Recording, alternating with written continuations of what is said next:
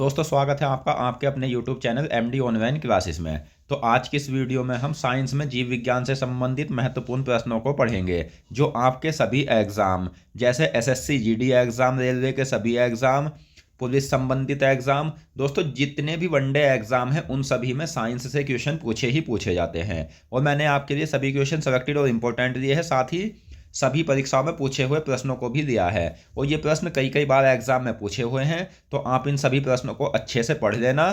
तो चलिए शुरू करते हैं फर्स्ट क्वेश्चन से। तो हमारा जो फर्स्ट क्वेश्चन है वो है, ग्वाइटर बीमारी किस अंग से संबंधित है? तो ये ग्वाइटर बीमारी जो है ये होती है गले से संबंधित बीमारी। तो ऑप्शन बी सही आंसर है, ग्वाइटर बीमारी गले से संबंधित है। अगला क्वेश्चन है, कैंसर का अध्ययन क्या कहलाता है?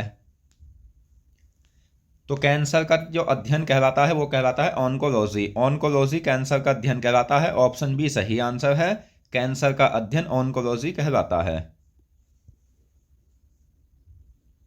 नेक्स्ट है, कौन सर्वाधिक ऊर्जा प्रदान करता है? तो मानव शरीर में 7 प्रकार के पोषक तत्व पाए जाते हैं, जिनमें एक पोषक तत्व ऐसा होता है जो सबसे अधिक ऊर्जा प्रदान करता है, और वो है पोषक तत्व होता है कार्बोहाइड्रेट। तो ऑप्शन सी सही आंसर है, सर्वाधिक ऊर्जा कार्बोहाइड्रेट प्रदान करता है। नेक्स्ट, शरीर के किस अंग की खराबी से मधुमेह रोग का प्रकोप हो जाता है? तो मधुमेह दिवस मनाया जाता है 14 नवंबर को। और शरीर के किस अंग की खराबी से मधुमेह रोग होता है? तो पैनक्रियास की। और मैं आपको बता दूं, ये इंसुलिन हार्मोन की कमी से होने वाला रोग है। अगला क्वेश्चन है, रक्त कितने भागों में बटे होते हैं? तो रक्त जो बटा होता है वो कितने भागों में बटा होता है? तो 2 भागों में बटा होता है, एक तो प्लाज्मा और दूसरा रुधिराणु। रक्त का तरल भाग क्या कहलाता है? प्लाज्मा कहलाता है। और रुधिराणु में आरबीसी, डब्ल्यूबीसी और प्लेटलेट्स, ये 3 कण पाए जाते हैं। तो रक्त बटा होता है 2 भागों में।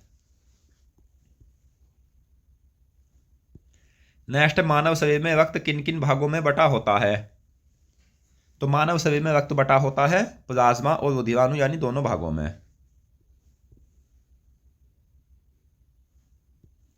नेक्स्ट है, रक्त में पाया जाने वाला प्लाज्मा रक्त का कितने प्रतिशत होता है? तो रक्त में पाया जाने वाला प्लाज्मा रक्त का होता है 55 से 60%।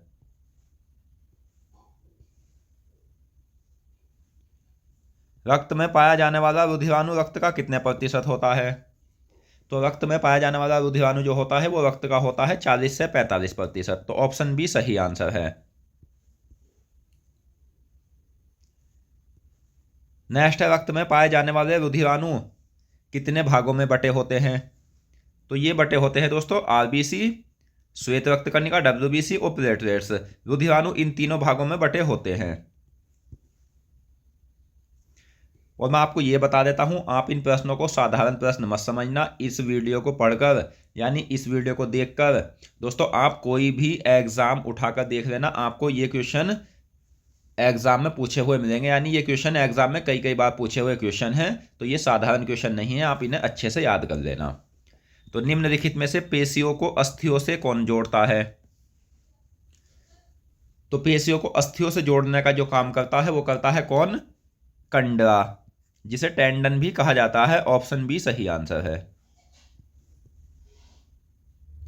अगला क्वेश्चन है, मानव शरीर में कार्बोहाइड्रेट का पुनः संग्रहण किस रूप में होता है? तो मानव शरीर में कार्बोहाइड्रेट का जो पुनः संग्रहण होता है वो किस रूप में होता है? ग्लाइकोजन के रूप में होता है। ऑप्शन ए सही आंसर है। नेक्स्ट, मीना माता रोग का कारण क्या है? तो मीना माता रोग जो होता है ये होता है पारे की कमी से। प्लेटलेट्स का अन्य नाम क्या है? तो प्लेटलेट्स को अन्य हम किस नाम से जानते हैं? होम्योस्टेटिस के नाम से भी जानते हैं प्लेटलेट्स को। तो ऑप्शन बी सही आंसर है। नेक्स्ट, मानव नेत्र के रेटिना पर प्रतिबिंब कैसा बना होता है? तो मानव नेत्र के रेटिना पर प्रतिबिंब बनता है वास्तविक और उल्टा। अगला क्वेश्चन है, प्रोटीन बनाने के लिए कितने अमीनो अम्ल आवश्यक होते हैं? तो प्रोटीन बनाने के लिए अमीनो अम्ल आवश्यक होते हैं 20 अमीनो अम्ल। नेक्स्ट, मानव शरीर का एकमात्र अंग जो पुनः विकसित और सृजित किया जा सकता है, तो वह अंग कौन सा है जिसे पुनः विकसित और सृजित किया जा सकता है? तो वह अंग है यकृत, जिसका वजन 1.5 किलोग्राम से 2 किलोग्राम के मध्य होता है। नेक्स्ट, चिकित्सा शास्त्र के जनक कौन कहलाते हैं? तो चिकित्सा शास्त्र के जनक कहलाते हैं हिप्पोक्रेटस।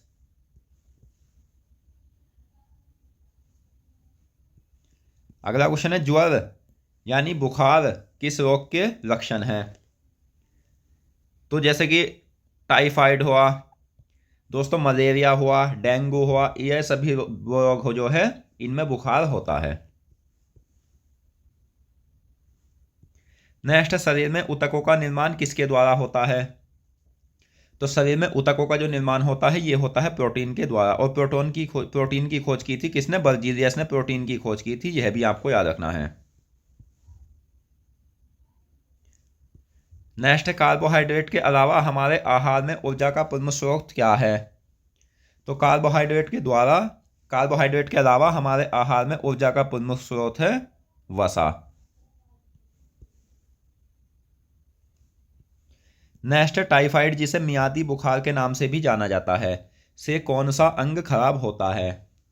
तो टाइफाइड अंग जो होता है ये किस अंग को प्रभावित टाइफाइड रोग जो होता है किस अंग को प्रभावित करता है? तो ये प्रभावित करता है दोस्तों आंतों को।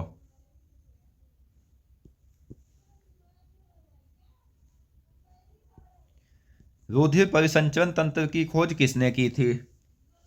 तो रुधिर परिसंचरण तंत्र की खोज 1628 में विलियम हार्वे ने की थी। मांसपेशियों में पाई जाने वाली प्रोटीन कौन कौन सी होती है? तो मांसपेशियों में पाई जाने वाली प्रोटीन होती है एक्टिन और मायोसिन। एक्टिन और मायोसिन मांसपेशियों में पाई जाने वाली प्रोटीन है। नेक्स्ट, विटामिन ए प्रचुर मात्रा में किस में पाया जाता है? तो विटामिन ए का वैज्ञानिक नाम रेटिनॉल है। इसकी कमी से रतौंधी रोग हो जाता है और ये जो पाया जाता है ये पाया जाता है गाजर में सबसे ज्यादा।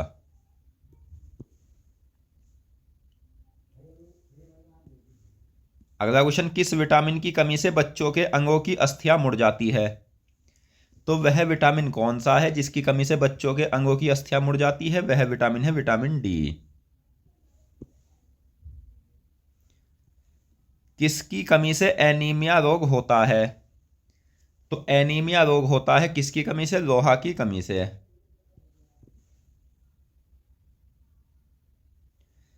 अगला क्वेश्चन है, कौन सा पोषक तत्व थायराइड ग्रंथि के सामान्य संचालन हेतु आवश्यक है? तो वह पोषक तत्व कौन सा है जो थायराइड ग्रंथि के सामान्य संचालन हेतु आवश्यक है? तो वह पोषक तत्व है आयोडीन।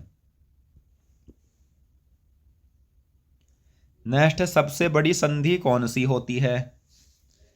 तो सबसे बड़ी संधि जो होती है वो होती है जानु संधि। जानु संधि सबसे बड़ी संधि होती है। मानव खून में प्लेटलेट्स कितनी होती है? तो मानव खून में प्लेटलेट्स की संख्या होती है 2.5 लाख प्रति घन। मानव शरीर में प्लेटलेट्स का क्या कार्य होता है? तो मानव शरीर में प्लेटलेट्स का कार्य होता है क्षतिग्रस्त भाग से बहते हुए रक्त का थक्का जमाना। यानी अगर प्लेटलेट्स की कमी आ जाए तो अगर आपके शरीर कट जाएगा तो वहां से खून बहता रहेगा, जमेगा नहीं। नेक्स्ट, सपाट अस्थियां कहाँ पाई जाती है? तो सपाट अस्थियां जो पाई जाती है ये खोपड़ी में पाई जाती है। ऑप्शन बी सही आंसर है, सपाट अस्थियां खोपड़ी में पाई जाती है। अगला क्वेश्चन है, यकृत में कौन सा विटामिन संचित होता है?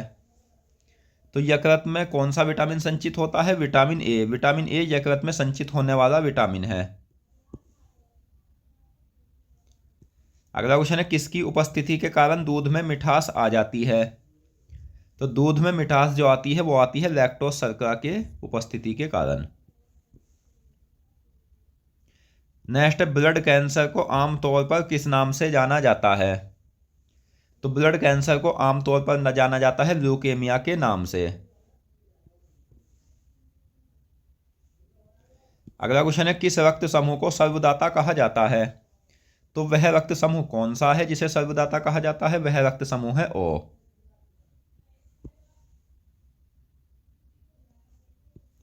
नेक्स्ट, नेत्र में प्रवेश करने वाले प्रकाश की मात्रा को किसके द्वारा नियंत्रित किया जाता है?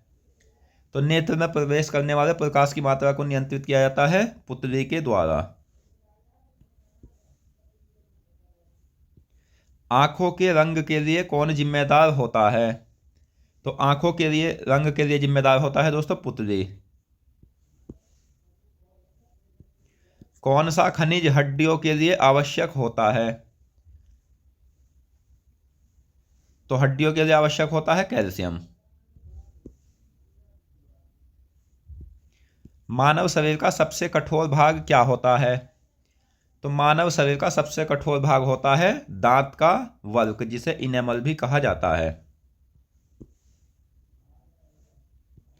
नेक्स्ट है, घातक रक्तलापता जिसे एनीमिया भी कहा जाता है किस विटामिन की कमी से होता है? तो एनीमिया रोग होता है विटामिन B12 की कमी से। नेक्स्ट है, छिली हुई सब्जियों को धोने से कौन सा विटामिन निकल जाता है? तो छिली हुई सब्जियों को धोने से विटामिन निकलता है विटामिन C। पीलिया बीमारी किसके कारण होती है? तो पीलिया बीमारी होती है दोस्तों विषाणु के द्वारा। विषाणु के द्वारा पीलिया बीमारी होती है। नेक्स्ट, कोबाल्ट किस विटामिन में पाया जाता है? तो कोबाल्ट पाया जाता है विटामिन B12 में। किस रक्त समूह को सार्वभौमिक ग्राही कहा जाता है? तो वह रक्त समूह कौन सा है जिसे सार्वभौमिक ग्राही कहा जाता है? तो वह रक्त समूह है AB। नेक्स्ट है, रक्त में प्लेटलेट्स का पता किस परीक्षण से चलता है? तो रक्त में प्लेटलेट्स का जो पता चलता है CBC परीक्षण से चलता है। ऑप्शन बी सही आंसर है।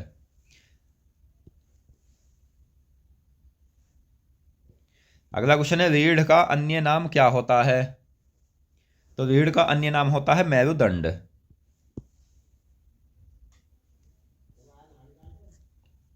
दंतवल्क दांत का इनेमल किसका बना होता है? तो ये बना होता है कैल्शियम फास्फेट का। डिप्थीरिया बीमारी किस अंग से संबंधित है? तो डिप्थीरिया बीमारी किस अंग से संबंधित है? तो ये गले से संबंधित है। ऑप्शन बी सही आंसर है। नेक्स्ट है, कीड़ों का अध्ययन क्या कहलाता है? तो कीड़ों का अध्ययन क्या कहलाता है दोस्तों? कीड़ों का अध्ययन कहलाता है एंटोमोलॉजी। अगला क्वेश्चन है, मानव शरीर की सबसे बड़ी धमनी कौन सी होती है? तो मानव शरीर की सबसे बड़ी धमनी होती है महाधमनी। तो दोस्तों आज की इस वीडियो में हमने साइंस में बायोलॉजी से संबंधित महत्वपूर्ण प्रश्नों को पढ़ा और मैं आशा करता हूँ क्वेश्चन आपको अच्छे से समझ आ गए होंगे। तो मिलते हैं नेक्स्ट वीडियो में और अन्य महत्वपूर्ण प्रश्नों के साथ। धन्यवाद।